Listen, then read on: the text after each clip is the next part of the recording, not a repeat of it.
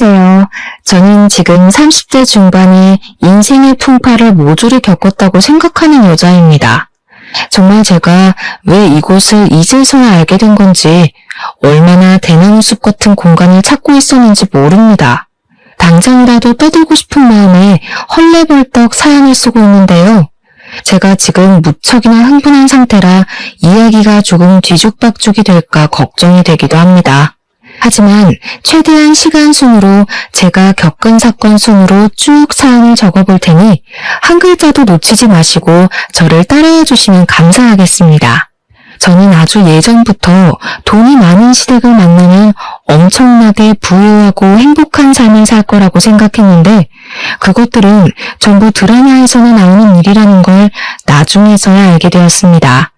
제가 직접 경험해보지 않았더라면 돈 많은 시댁이 얼마나 괴로운 곳인지 꿈에도 모르고 상상만 하면서 살았겠죠. 저는 초등학교 교장 선생님까지 하고 정년퇴직을 하신 아버지와 집에서 자식들을 챙기는 것을 가장 우선으로 생각하시며 살아온 어머니 밑에서 자랐습니다. 항상 가정에 충실하셨던 분들이셨기 때문에 저의 유년 시절은 늘 행복하고 화목했다는 기억만 가득할 정도로 다정다감하신 분들이었습니다. 부모님께서는 어릴 때부터 인성만큼은 바르게 자라야 한다는 육아 철칙이 있으셨던 분이셨기 때문에 저는 어른을 공경하고 인사를 가장 중요시하는 사람으로 자랐습니다. 서비스업에 종사하시는 분들을 절대 무시하지 않고 대중교통을 이용할 때에도 인사를 꼭 하는 그런 어른으로 자랐습니다. 누군가의 도움이 필요하거나 누군가에게 도움을 줘야 하는 일에 있어서 부끄러워하지 않고 최선을 다하며 살았기에 주위 평판도 꽤 괜찮았습니다. 저는 부모님의 영향을 무척이나 많이 받으면서 자라서 부모님을 가장 존경하는 사람으로 꼽으면서 항상 저에게 영감을 주시는 분들이라 생각하며 지냈습니다. 그렇기 때문에 아버지처럼 교대를 졸업하여 학교 선생님이 되고 싶었지만 제 성적으로는 사실 조금 입학이 어려운 곳이었기 때문에 저는 눈을 낮췄습니다. 서울에 있는 4년제 학교는 붙었지만 아이를 가르치는 일과는 거리가 먼 불어불문과를 졸업하게 되었습니다. 사회생활을 하면서 불어를 쓸 일이 얼마나 있겠냐. 저는 실패한 학과를 졸업했다고 생각을 했지만 4년간 공부를 마친 뒤 부모님께서는 유학을 권유하셨습니다. 취업에 대한 두려움이 있었기 때문에 저는 흔쾌히 유학길에 올랐고 2년이라는 시간 동안 프랑스에서 지내면서 회화에 더욱 집중을 해서 공부를 했습니다. 어떻게든 불어 전공을 살려서 번역가 일이나 통역 쪽 일을 하고 싶다는 생각을 하고 있었는데 아주 의외로 저는 무역회사에 입사를 하게 되었습니다. 불어를 할 줄 아는 사람을 뽑는다는 공고에 홀려서 지원을 했는데 면접관님들의 눈에 띈 덕분에 최종 합격까지 이뤄낼 수 있었습니다. 저는 무역회사에 입사를 하여 유럽 전담팀에서 일을 하면서 6년이나 공부를 했던 불어를 마음껏 뽐낼 수 있었습니다. 물론 의사소통에는 문제가 없다고 한들 모국어처럼 사용을 하진 못했기 때문에 틈틈이 공부를 하면서 일을 병행하며 자기 개발에 힘을 썼습니다. 언젠가는 더 좋은 회사나 직종으로 이직을 할 수 있지 않을까 하는 기대감이 있었던 것도 사실이었고요. 아무튼 무역회사에서 밤낮 없이 열심히 일을 한 덕분에 돈도 꽤 벌고 있었고 생활의 만족감을 느끼면서 살고 있었습니다. 자기 몫을 해내면서 산다는 건 참으로 멋있고 좋은 일이더라고요. 하지만 일과 집만 번갈아가며 다니다 보니 어느 날부턴가 무료함이 느껴지기 시작했습니다. 그러던 도중 저희 회사에서 컨테이너 업체를 계약해서 해외에서 들여오는 상품들을 분류해 저장을 해두고 창고처럼 쓰고 있었는데 거기 업체를 운영하는 대표님 아들과 눈이 맞았습니다. 처음에는 그냥 호감이 가는 정도라고 생각을 했는데 의외로 털털하고 배려심 있는 모습에 반하게 되었고 연애를 하게 되었습니다. 무료하던 일상에 남자친구가 생기니까 일상이 더 활력 있게 돌아가는 느낌이 들고 이 사람과 함께하는 시간이 너무나도 즐겁더라고요.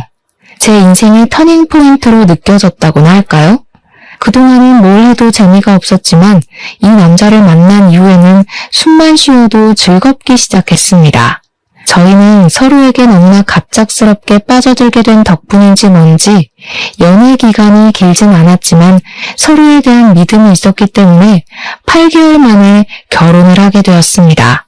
인천항 쪽에서 엄청 큰 컨테이너 업체를 운영하고 있던 시댁은 제가 생각했던 것 이상으로 훨씬 더 부자였습니다. 하긴 지금 생각해보면 보유하고 있는 컨테이너가 한두 개가 아닌데 그 대여 비용만 생각도 한 달에 버는 돈이 어마어마한 집안이었습니다.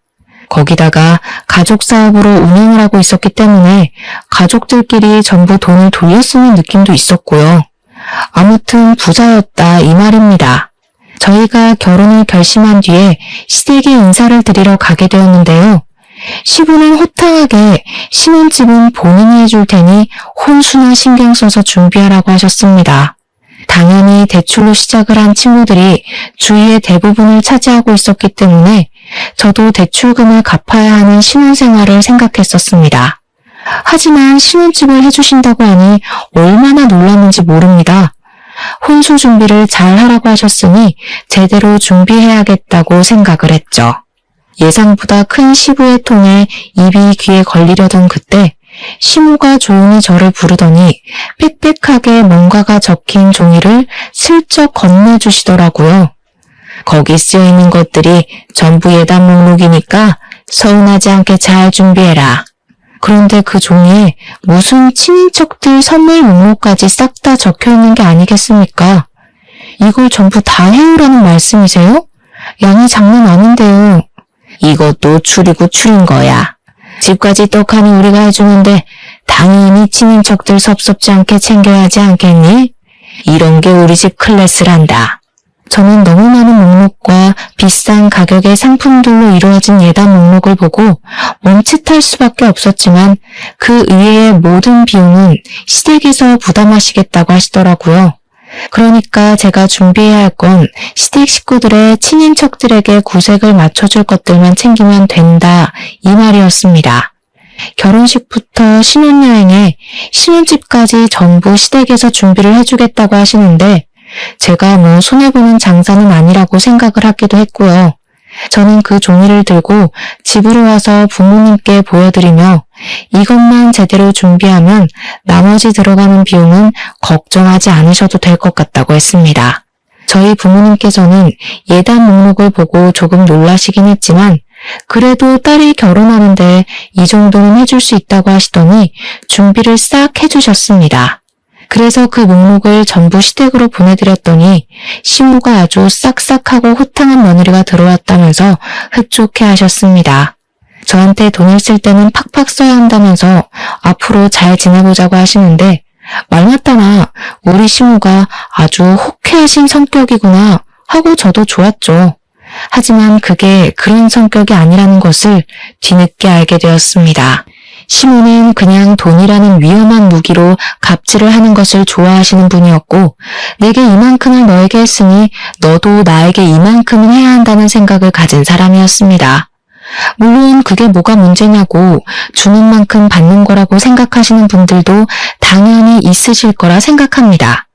저도 기브앤테이크라고 생각을 하거든요. 하지만 시모는 형편이 어마어마하게 좋은 사람이지만 남들은 그만큼 따라가는 것조차도 벅찬 사람들이라는 것이었습니다.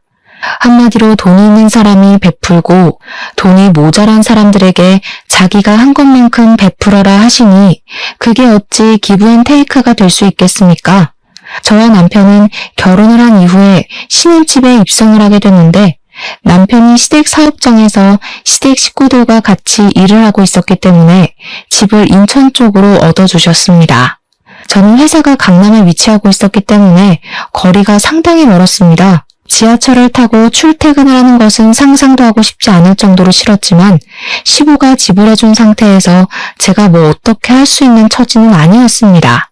어쩔 수 없이 저는 중고차를 하나 사서 출퇴근용으로 써야겠다고 마음을 먹었는데 그 이야기를 전해 들은 시모가 차를 한 대 사주시겠다는 거 아니겠습니까? 쪽팔리게 중고차를 타고 다니면서 우리 집안 명성에 먹칠할 생각하지 말고 내가 사주는 차 끌고 다녀. 알겠어? 아니 무슨 대기업을 운영하는 것도 아니고 해봐야 창고 운영하시면서 우리 집안 명성이라고 하니 웃기긴 했습니다. 물론 창고 운영이 임대업에 들어가서 현금이 엄청나게 쌓인다는 건 잘 알고 있지만 돈이 많다고 집안의 명성이 높아지는 건 아니지 않겠습니까? 부모님께 배운 대로 사람 인성이 됨됨이가 되어야 하는 건데 돈의 가치도 모르고 액수만 따지면서 명성을 운운하니 속으로 좀 비웃음이 나긴 했습니다. 어쨌든 시모가 차를 사준다고 하니까 저야 돈도 굽는 거고 새 차도 얻을 수 있으니 얼마나 좋습니까? 바로 감사합니다 하고 받았죠. 하지만 그만큼의 대가를 치러야 한다는 사실을 제가 간과했던 것입니다.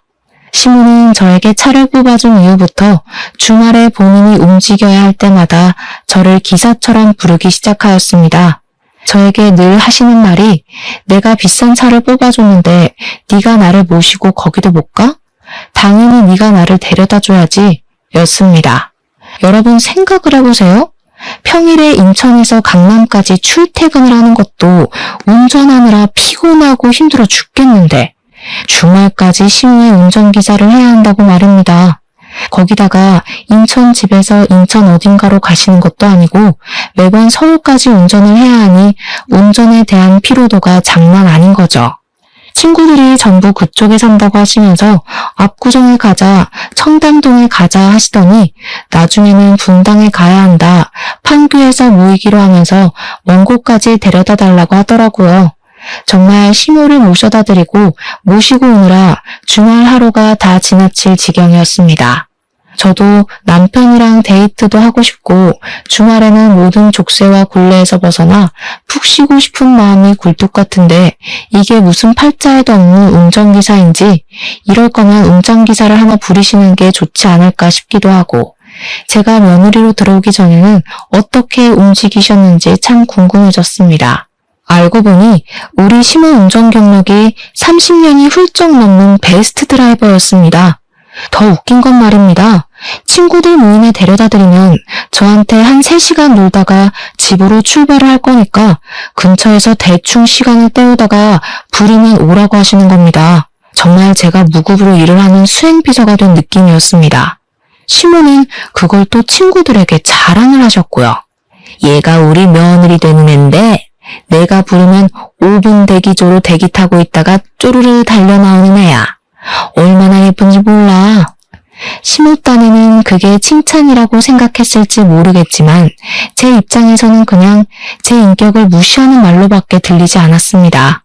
제가 부모님께 어른을 공경해야 한다고 항상 예의를 지키라고 배웠지만 시모 앞에서는 그런 배움과 가르침이 전부 와르르 무너지는 듯한 느낌이었습니다. 저는 시모 친구들 앞에서 부끄러워 꼭꼭 숨어버리고 싶은 심정이었습니다. 5분 대기조라는 말이 수치심을 불러일으켰거든요.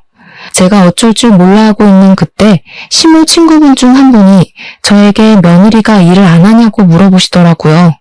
그래서 제가 냉큼 아니라고 평일에는 출근을 하고 있다고 했더니 친구분 중 한 분이 정말 감사하게 제 편을 딱 들어주시더라고요. 예, 너는 평일에 출근한다는 며느리를 주말까지 부려먹니? 네가 일을 여유롭게 해서 모르는구나. 회사원들이 얼마나 힘들게 일을 하는데. 그래, 주말까지 너 편하자고 이런 일에 부려먹어? 요즘은 며느리한테 잘 보여야 돼. 그래야 말년에 편하게 산다니까. 그러니 시모가 피식 웃으면서 친구분을 향해서 말을 하시더라고요. 말년에 편하기는 무슨. 돈 있으면 뭘 해도 편해. 예, 며느리야. 네가 말을 좀 해봐라. 너나 불편하니? 내가 부르는 게 불편해 죽겠어? 내가 집도 해줘. 차도 사줘. 그래도 불편해?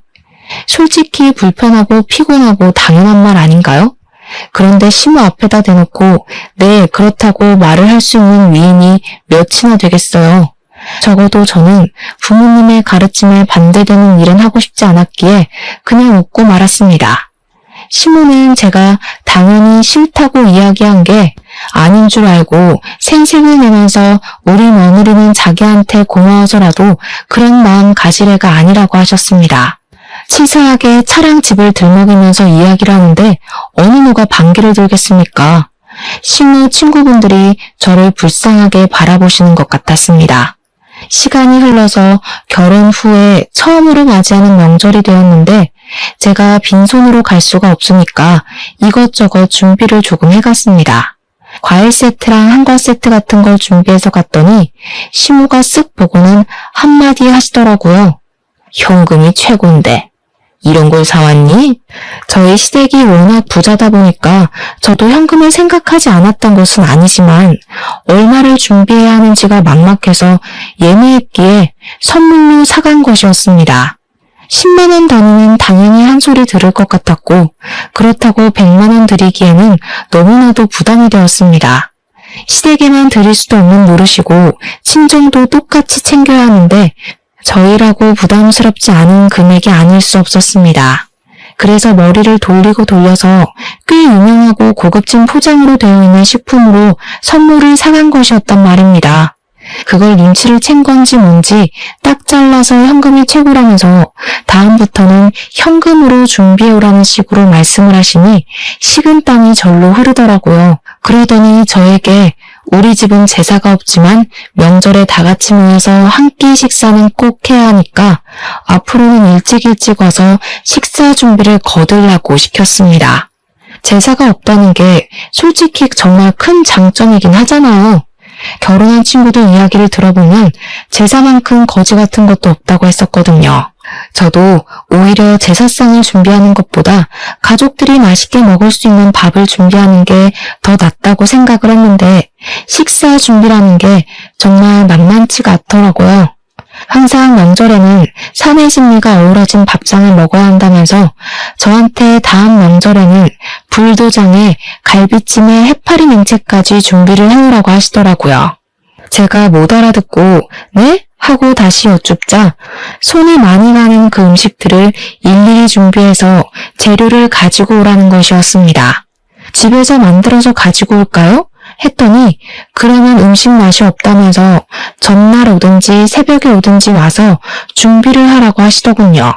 그때부터 저는 무슨 일이 생기기만 하면 시댁으로 달려가야 했고 명절에 친정집에 가는 건 사치라고 여겨질 정도로 시댁에만 매달려야 했습니다. 시모가 집에서 친구들이랑 파티를 할 예정이라며 저에게 음식을 하고 집을 꾸미는 일을 시킨 적도 허다하게 많아서 제가 파티에서 직원이라도 된 줄 알았습니다. 시도 때도 없이 이거 해줘라 저거 해줘라 정말 사소한 것 하나까지도 본인은 귀찮으신 건지 저에게 다 시키셨습니다. 물론 제가 처음부터 거절을 했었다면 이야기가 조금 달라졌을지도 모르겠지만 이미 발을 담갔고 자꾸 저에게 너네 집 내가 해줬잖아를 달고 사시니 무시가 안 되더라고요. 남편에게 제가 너무 힘들다고 내가 일을 안 하는 것도 아니고 인천에서 강남까지 출퇴근한 것도 힘든데 시도 때도 없이 주말만 되면 불러대는 시모 때문에 스트레스를 받는다고요. 그러니까 남편이 저에게 웃으면서 그러더라고요. 너는 부자시댁 만나서 돈 걱정 없이 살잖아. 제가 진짜 부자시댁을 만나서 시부모님 블랙카드 펑펑 쓰고 일도 안 하고 집에서 관리나 받는 삶을 살았으면 주말에 운전기사 100번도 더 하죠. 하지만 여자가 집에서 놀기만 하는 건 별로라면서 저에게 회사를 계속 다니라고 조응하고 생활비도 쥐꼬리만큼 주면서 부자시댁 만나서 걱정 없이 산다고 하니 덜 열받더라고요. 저는 남편에게 차라리 가난하게 살아도 좋으니까 주말에는 좀 쉴 수 있게 해달라고 했습니다. 지난 주말에도 시모 집에서 친구들이 모인다고 밥하래서 밥하고 저번 주에는 시댁 대청소를 한다고 불러서 저에게 짐 정리를 시키시지 않나. 여보, 우리 집 청소 안 한 지도 벌써 몇 주가 된 줄 알아? 그 사이에 내가 시모한테 불려가서 온갖 잡일을 한 게 얼만 줄 알고 나 지금 친정집에 못 간 것도 2달이나 된 거 알지? 2달 사이에 시댁은 7번이나 갔다 왔어. 7번. 그러니 남편이 시큰둥하게 아, 그래? 하면서 그래도 뭐 어쩌겠냐고 하더라고요. 우리가 사는 집, 타는 차 모두 시댁에서 지원해 주신 거 아니냐고요. 남편은 그냥 실실 웃으면서 시부모가 딸 같은 며느리가 들어왔으면 좋겠다고 노래를 불렀는데 며느리 생겨서 신나서 저러는 거라고 변명을 하더라고요. 그때 결혼 선배들이 말을 했던 남편이 왜 남의 편이라는 건지 절절하게 깨닫게 되더라고요. 어쩜 자기 마누라가 힘들다는데 어쩌겠냐는 소리만 주야장천하는지 저런 걸 남편이라 두고 살아도 되는 건지 고민이 될 정도였습니다. 하루는 웬일로 시모가 일하러 오라는 소리가 없길래 이게 몇 주 만의 휴식이냐 싶어서 집에서 탱자탱자 놀고 있었습니다. 그런데 고요한 정적 속에서 띠리릭 하면서 현관문 도어록 비밀번호가 열리는 소리가 나는 게 아니겠습니까? 순간 도둑이 들었나 싶어서 너무 놀라 가슴이 쿵쾅쿵쾅 뛰고 부엌으로 달려와서 무기가 될 만한 것을 찾아야 하니 고민을 하고 있었습니다. 그런데 현관문에서 시모가 너무나도 당당하게 걸어 들어오고 있는 것이 아니겠습니까? 정말 깜짝 놀라서 소리를 막 질렀습니다. 그러니 시모가 놀라서 사색이 된 제 얼굴을 보면서 귀신이라도 봤냐고 뭘 그리 놀라냐고 깔깔 웃으시는 게 아니겠습니까? 비밀번호를 어떻게 알고 들어오신 거예요? 내가 사준 집인데 왜 모르겠니? 불시에 찾아와 보기를 참 잘했지. 집안 꼴이 도대체 이게 뭐냐? 평소에 이러고 사는 거야? 우리 아들 천식도 있는데 뭔지가 일이 많아서는 정리 좀 하고 살아라. 회사에서 벌면 얼마나 번다고 그깟 푼돈 벌러 나간다고 집안일에 하나도 신경을 안 써.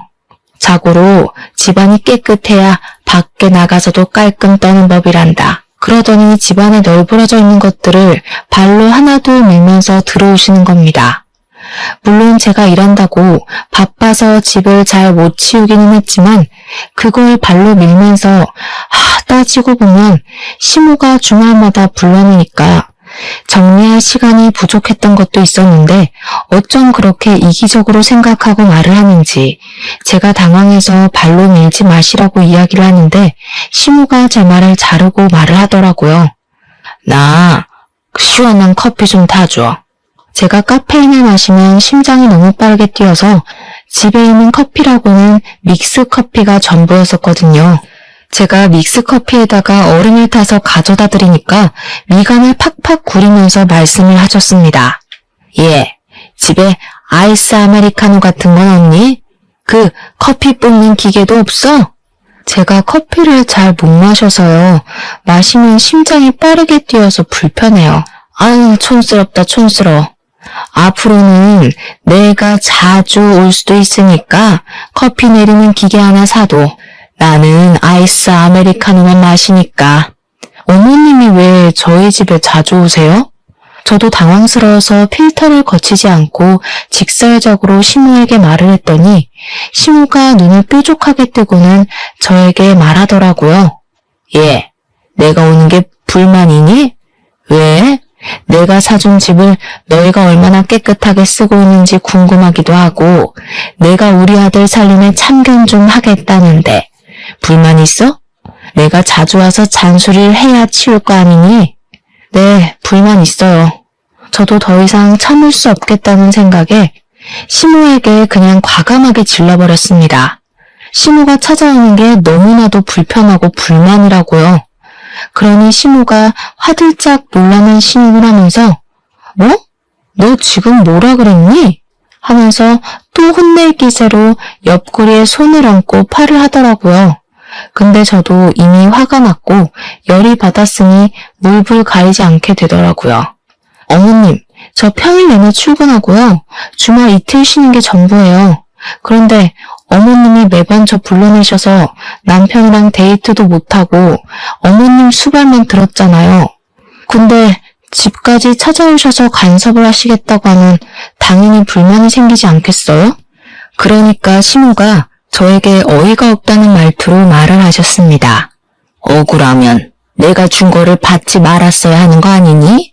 너한테 다 사주기만 하면 나는 뭐 호구야? 차 사주고 집 사주고 참견도 못하게? 도대체 결혼한 지 시간이 얼마나 흘렀는데 아직까지도 차 사주고 집 사준 이야기를 하는 건지 저도 오기가 생기더라고요. 저 차 반납할게요. 집도 이사 가고요. 뭐 지금이라도 늦지 않았으니까 전세자금 대출받아서 가면 될 것 같아요. 똑부러지게 말을 하니 시모도 이것까지는 예상 못했던 반응이었던 건지 뭔지 입을 딱 다물고는 저를 있는 힘껏 째려보시기만 하더라고요. 자기가 무서워서 우리 집에 놀러 오지도 못하겠다고 하면서 집을 한번 쓱 둘러보시더니 이만 가보겠다고 황급히 사라지시더라고요. 시모에게 할 말 다 했을 때는 심장이 쿵쾅거렸지만 시모가 떠나고 나니까 속이 시원한 게 10년 묵은 채증이 내려가는 듯한 기분이 들었습니다. 저는 시모가 가자마자 비번부터 바꿔버리고는 남편에게 연락을 해서 한 번만 더 시모에게 비밀번호를 알려드리면 너 죽고 나 죽는 거라고 협박을 했습니다. 제가 남편에게 강하게 말하자 남편은 저에게 혀를 끌끌 차면서 이야기를 했습니다. 그냥 당신이 한번 고개 딱 숙이고 들어가면 되는 건데 그걸 못해가지고 꼭 사고를 치더라? 근데 정말 남의 편의 말에 제가 왜 고개를 숙이고 들어가야 하는지 의문이 들더라고요. 저는 이참에 남편도 버릇을 확실하게 고쳐놓는 것이 좋겠다는 생각이 들어서 평생 나랑 같이 살 건지 아니면 시모 품 안에서 살 건지 정리하고 이대로는 더는 못 살겠다고 했습니다. 그러니 남편이 저에게 철이 없다면서 이야기를 했습니다. 야, 우리가 모은 돈도 없는데 이 집 떠나서 어떻게 살 거야? 이 집 사는 동안에는 엄마만 무조건 들어야지. 그리고 우리 애도 가지고 할 건데 그때 우리 부모님 지원 안 받을 거야? 둥글게 살자. 그리고 너 많이 힘들면 그냥 일 그만두면 되잖아. 그 회사에서 하는 일도 별로 없으면서 월급도 쥐꼬리고. 남편이 제 일까지 무시하는 발언을 하니까 우리 부모님께서 이런 무시를 당하라고 저를 유학까지 보내주신 게 아닌데 하는 생각이 들었습니다. 물론 남편이 버는 것에 비하면 얼마 되지 않는 돈일 수도 있지만 세상을 돈으로 급 나누고 무시하고 멸시하고 그러는 법이 어디 있습니까? 남편의 말은 시댁에서 지원을 해주는 게 친정보다 많기 때문에 당연히 친정보다 시댁 말을 더 잘 들어야 한다는 것이었습니다. 순간 과거의 돈 많은 시댁과 인연을 맺고 싶다고 생각했던 제가 우매하게 느껴졌습니다. 시댁에 돈이 많은 게 좋은 게 아니구나 하는 생각도 들었고요. 하지만 제 권리는 제가 찾는 것이기 때문에 그날 이후로 시모가 저에게 친구들 모임이 있으니까 와서 요리해라, 케이터링 준비해라 하는 거 싹 무시를 했습니다. 처음에는 눈치도 보이고 어려웠지만 자꾸 거절을 하니 이제 밥 먹듯이 거짓말이 술술 나오더라고요. 그냥 출장을 가야 한다고 거짓말을 하고는 하루 친구 집에 가서 자고 오기도 하고 어떤 날은 친정에 안 간 지 너무 오래돼서 가야겠다고 친정집에 가버리고요. 몇 번이나 거절을 하면서 그랬더니 시모가 열이 받았던 건지 갑자기 주말 아침에 예고도 없이 저희 집 배를 막 누르는 게 아니겠습니까? 인터폰에 떠있는 시모의 씩씩거리는 얼굴을 보는데 어우, 너무 꼴보기 싫더라고요. 비밀번호를 모르니까 시모는 계속해서 초인종을 눌러대는데 없는 척을 할 수도 없고 저랑 남편은 어쩔 수 없이 현관문을 열었습니다. 시모가 왜 이렇게 문을 늦게 여냐면서 구시렁거리며 집으로 들어오는데 양손에 장바구니를 가득 들고 오신 게 아니겠습니까? 저한테 장바구니 2개를 손에 쥐어주시면서 재료를 사왔으니까 얼른 요리를 준비하라고 하시더라고요. 아침 대바람부터 이게 무슨 일인가 싶어서 멍하니 시모를 바라보는데 남편 보고는 집 좀 치우자면서 청소기를 돌리라고 하시더라고요.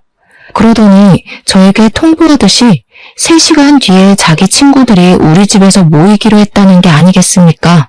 제가 연락을 하도 안 받고 시모를 슬슬 피하니까 열이 받은 시모는 친구들 모임을 우리 신혼집에서 하기로 결정을 내리고 친구들을 초대해버린 것입니다. 저랑 남편이랑 둘 다 어이가 없어서 벙쪄가지고 말도 없이 갑자기 이러는 게 어디 있냐고, 왜 우리 집에서 모이는 거냐고 막 화를 냈습니다. 물론 저는 별말하지 않았고 남편이 막 오버스럽게 화를 내면서 말을 하더라고요. 그러니 시모가 저를 콕 가리키면서 며느리가 이 핑계 저 핑계를 대면서 빠져나갈 궁리만 해대는데 어떻게 하냐는 겁니다. 제가 자꾸 이거 해라 저거 해라 하는데 안 하고 요리조리 피해 다니기만 하니까 피할 수 없게 퇴로를 차단해버린 것입니다. 정말 기가 막히다 싶었습니다. 저는 결심을 하고 다시 장바구니를 시모 손에 쥐어드렸습니다. 어머님, 저 이제 이거 더 이상은 못하겠어요. 차라리 일을 봐주실 이모님을 쓰시는 게 좋지 않을까요? 네가 배가 불러서 사람을 부리라고 이야기를 하는구나. 네가 나서서 하겠다고 해도 모자랄 판에 이모님을 쓰라고? 제가 이걸 언제까지 해야 돼, 어머님? 결혼하고 신혼집에 차 받은 거 이미 2년이 넘는 시간 동안 어머님 수발 들면서 다 갚은 것 같습니다. 저희도 이제 아이도 가져야 할 시기가 다가왔고 저희 부부의 시간을 보내기도 해야 하는데 제가 언제까지 어머님께 끌려다닐 순 없을 것 같습니다.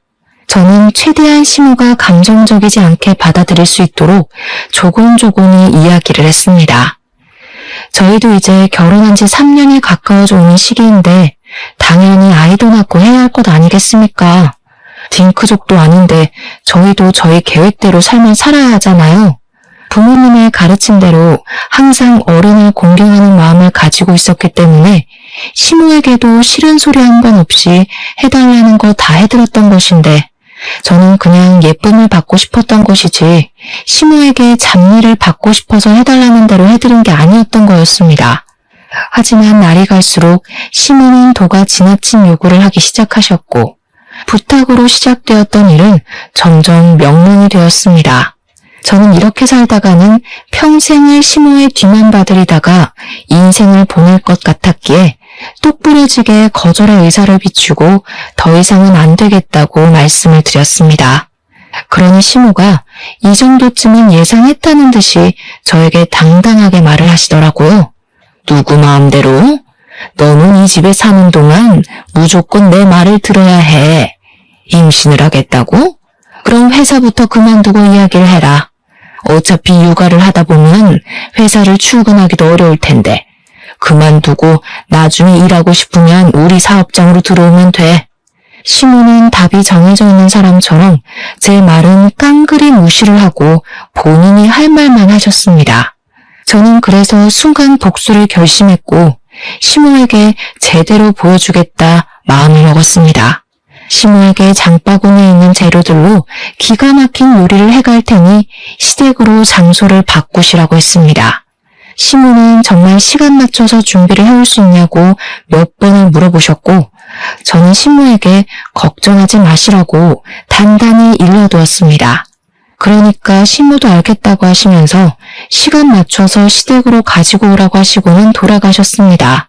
남편은 널브러진 재료들을 보면서 이걸 다 어떻게 준비하려고 하냐면서 왔다 갔다 하는 시간도 있을 텐데 그냥 우리 집에서 모이는 게 낫지 않겠냐고 하더라고요. 저는 남편을 힘껏 째려보고 정강이를 발로 한 대 차줬습니다. 그리고 준비도 하지 않고 탱자탱자 시간을 보내면서 놀았습니다. 남편이 오히려 더 안절부절 못해하면서 발을 동동 구르길래 정신사납다고 가만히 있으라고 했습니다. 그리고 시모가 친구들이랑 모이기로 한 시간이 딱 40분 남았을 때 저는 시모의 집 근처로 차를 끌고 가서 주변을 둘러보았습니다. 그러니 제 눈에 딱 띄는 가게가 하나 있더라고요. 그곳은 바로 김밥들의 종류만 10가지가 넘는다는 분식집이었습니다. 저는 그곳에서 분식 종류를 엄청나게 포장을 했습니다. 떡볶이에 김밥, 돈가스, 우동, 김치볶음밥 같은 정말 평범한 분식을 말입니다. 그리고 엄청나게 가벼운 발걸음으로 시모의 집으로 향했는데 이상하게 너무나도 신이 나서 미치겠더라고요. 그동안 당했던 저의 모든 복수를 한 번에 해줘야겠다는 생각에 앞뒤 가리지 않고 행동을 하게 되었다고나 할까요? 제가 배를 누르니 현관문에서 시모가 버선발로 달려와 우리 며느리가 무슨 음식을 해왔을지 너무너무 기대가 된다고 설레발을 치시더라고요. 시모한테 기대해도 좋다고 말을 하고 집으로 들어가니 시모 친구들이 저를 보면서 너무 배가 고팠는데 좋은 냄새가 난다고 하시더라고요. 그러면서 며느리가 요리사 자격증이라도 있냐? 뭔 음식 냄새가 이리 좋으냐고 어서 차려보라고 하시더군요. 시모나 시모 친구들이나 전부 독인객인 아니겠습니까? 어떻게 남의 며느리를 그렇게 부려먹을 생각을 하는지. 시모 친구들도 처음에나 며느리 부려먹지 말라면서 제 편을 들어주셨지 시간이 지나니까 자기들도 저를 부려먹더라고요. 지금 와서 생각해보면 애초에 제 편을 들어줬던 그 행동들도 전부 가식이 아니었을까 싶습니다.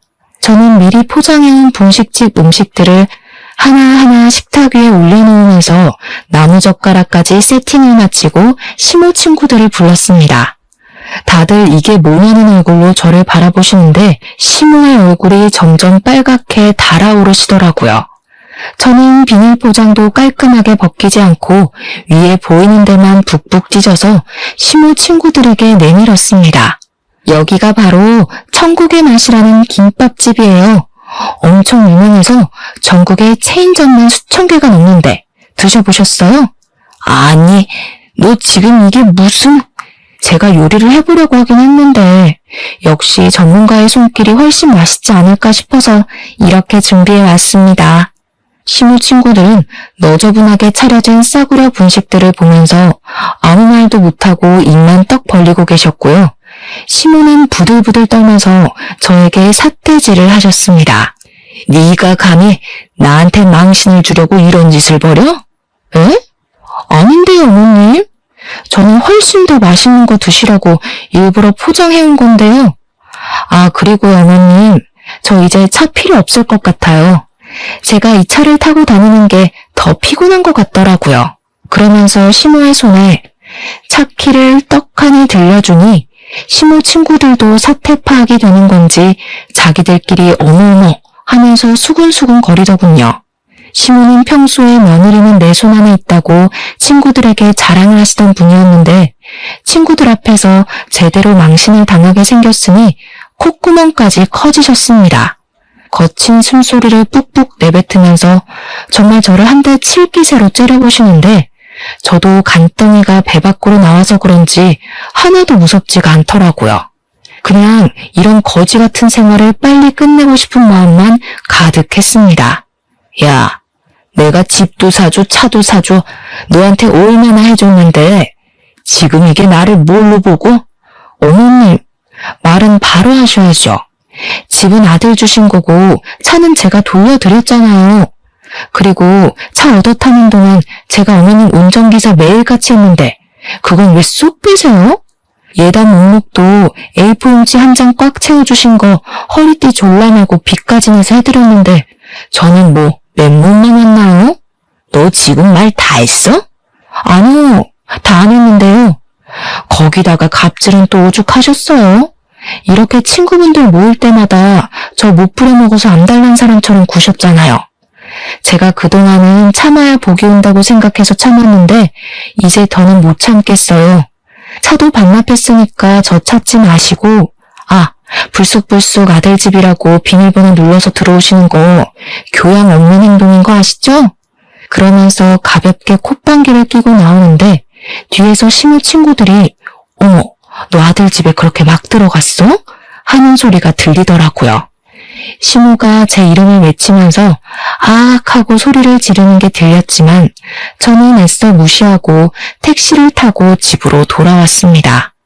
남편이 저한테 음식 준비도 안 했는데 안 혼났냐고 물어보더라고요. 그래서 분식집에서 포장을 해갔다고 하니까 놀래서 저를 쳐다보더라고요.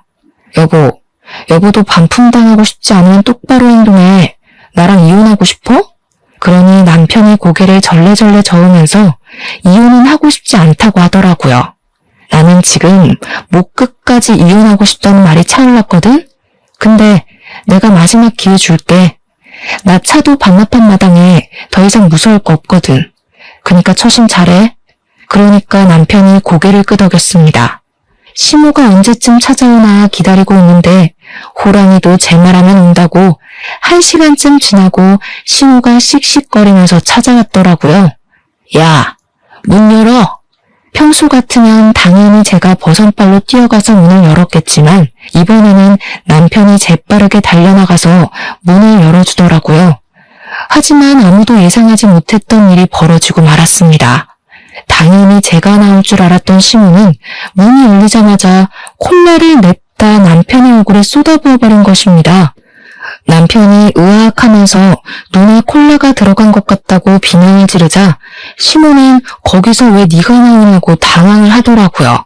남편이 우리 집에서 내가 나오지 누가 나오겠냐고 눈 따갑다고 난리를 치는데 그 꼴을 보는 저는 참으로 기가 막혔습니다. 아이고, 내 정신이야. 야, 네가 그러고도 며느리야? 네가 아주 죽고 싶어서 환장을 했지? 아주 사람 얼굴도 못 들고 다니게 그런 쪽팔림을 줘? 어머님, 평소에 사람들 앞에서 제 자존심 깎을 때는 그런 생각 안 하시다가 본인이 역지사지로 당하니까 난리를 치시네요? 뭐? 난리? 네가 아주 시애미를 우습게 보고 발악을 하는구나.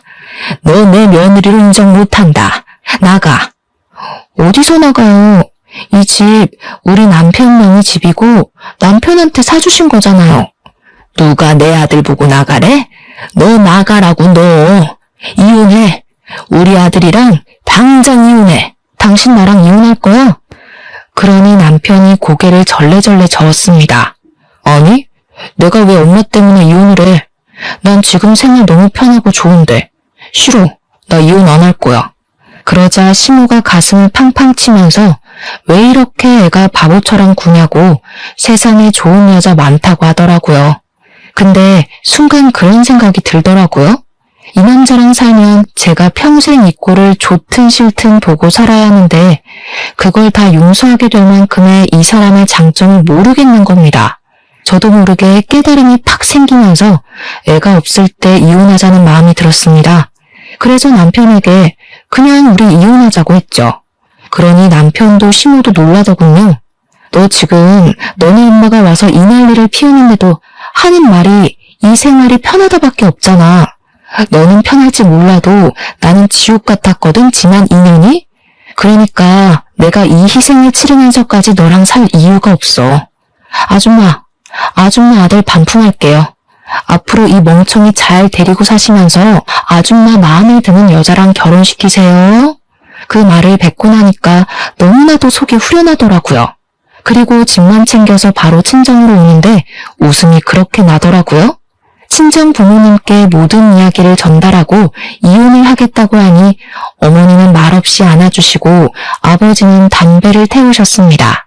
남편은 그날 이후부터 매일같이 친정에 와서 잘못했다고 빌었지만 저희 부모님께서 각양각색의 방법으로 쫓아내다가 결국에는 경찰까지 부르게 되었습니다. 경찰이 오고 나서는 남편도 충격을 받은 건지 더 이상 찾아오지 않더라고요. 협의 이혼으로 처리가 잘 되어서 저는 위자료 자체는 못 받았지만 재산 분할로 넉넉한 돈을 챙겨받았습니다. 아이가 없어서 다행이었지 애라도 있었으면 애 때문에 이혼을 못했을 거란 생각이 들었죠.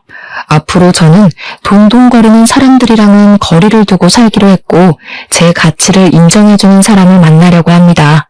전 시댁 식구들처럼 본인들의 가치를 제대로 알지 못하고 허세에 찌든 사람들이랑은 상종하지 않으려고요. 여러분들도 이런 악연이 있으면 얼른 끊어내시길 바랍니다. 저처럼 호구같이 있다가는 좋은 세월 다 허망하게 보내고 말 거예요. 아무튼 제 이야기를 들어주셔서 감사합니다.